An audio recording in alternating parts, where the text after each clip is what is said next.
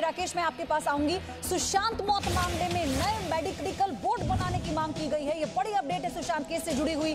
CBI को एक दूसरा मेडिकल बोर्ड बनाना चाहिए, ये मांग हो रही है।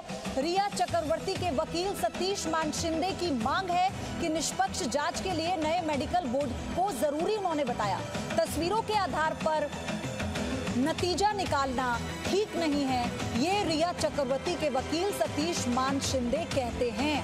वो ये कहते हैं कि सिर्फ तस्वीरों को आधार बनाकर जजमेंट दे देना, नतीजा निकाल लेना किसी भी सूरत में ठीक नहीं है और उनकी ये मांग है कि निष्पक्ष जांच के लिए नया मेडिकल बोर्ड बनाना जरूरी है। पूजा मक्कड़ मेरी सहयोगी हमारे साथ जुड़ चुकी हैं।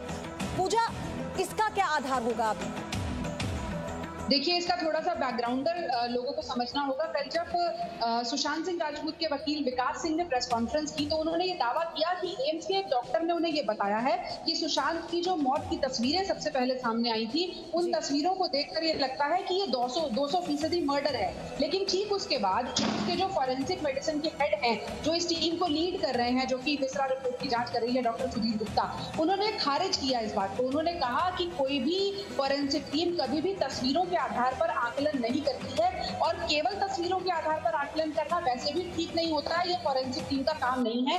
हम तथ्यों के आधार पर आकलन कर रहे हैं। लेकिन सुशांत सिंह राजपूत के वकील ने चूंकि ये ऑन रिकॉर्ड कहा कि एम्स के डॉक्टर ने उनसे कहा है, तो अब हम उसी की प्रतिक्रिया देख रहे हैं कि रिया चक्रवर्ती के वकील ये कह रहे हैं कि अगर कोई फॉरेंसिक टीम केवल तस्वीरों के आधार पर अपना आकलन दे रही है तो ऐसे में नई फॉरेंसिक टीम और नए मेडिकल बोर्ड की जरूरत है।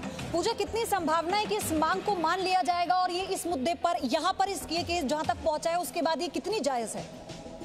देखिए, अगर इस पूरी खबर को टोटलिटी में देखें, पूरी तरह से देखें, तो एम्स के मेडिकल बोर्ड ने अभी तक विसरा रिपोर्ट की जो जानकारी है उसको लेकर कुछ कहा नहीं है। कहीं ये नहीं आया आधिकारिक तौर पर कि एम्स की टीम ये कह रही हो कि ये 200% मर्डर है।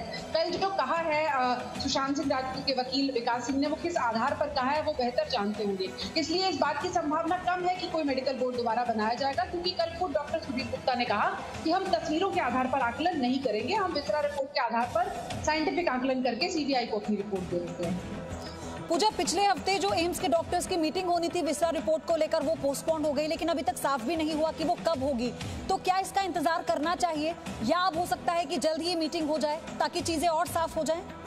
देखिए, बहुत सारी चीजें ऐसी हैं शिरीन जो शायद मीडिया के सामने आ भी नहीं रही है। पिछली बार जो मीटिंग होनी थी वो पोस्टपोन हुई और ये पता चला कि चूंकि सीबीआई टीम किसी दूसरी केस में बिजी है, इसलिए ये मीटिंग नहीं हो पाई।